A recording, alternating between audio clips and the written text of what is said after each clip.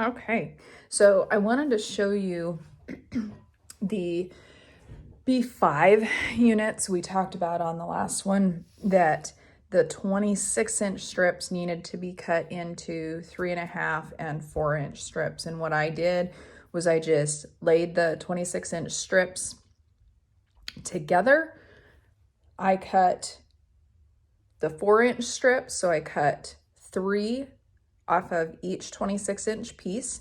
So I did them at the same time, and then I cut the rest into the 3.5-inch, and that gave me the exact number that I needed, the exact usage, so I didn't waste anything or come up short at all. So if you do 3 4-inch and 4 3.5-inch out of each of those 26-inch pieces, that will make it exactly perfect for you.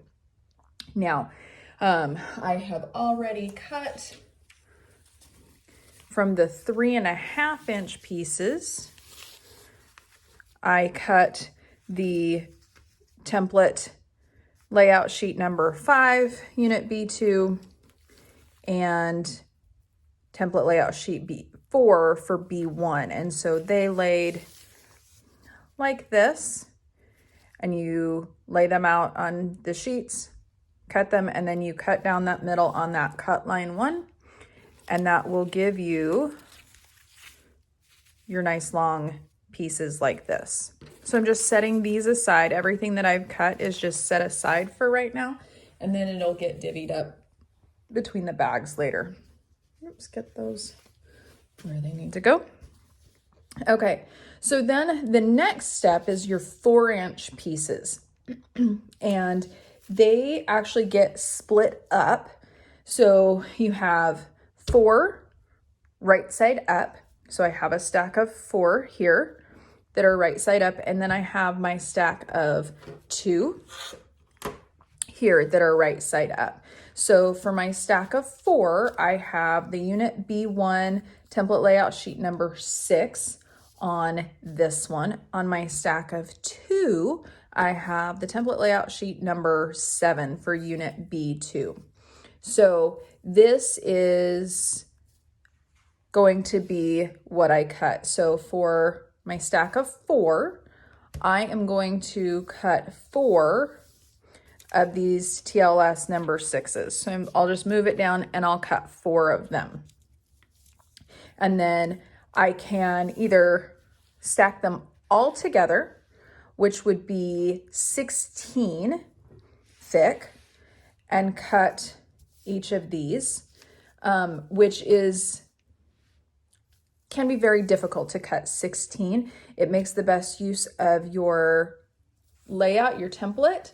However, a lot of people can't cut through 16 layers of fabric very well, and you end up kind of chopping it up and making it really rough edges. So what you can do is cut these 4 out, double them up so that you're cutting 8.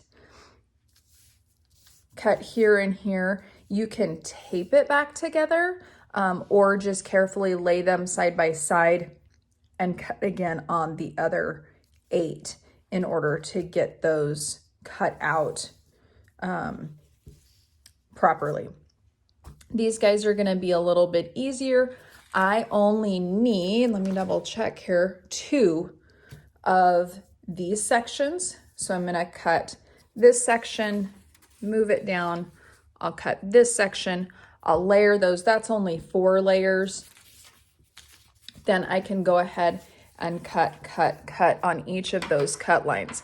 And the way that I like to do that is, especially if it's still loose, making sure that my ruler is on the side with the most paper, if possible.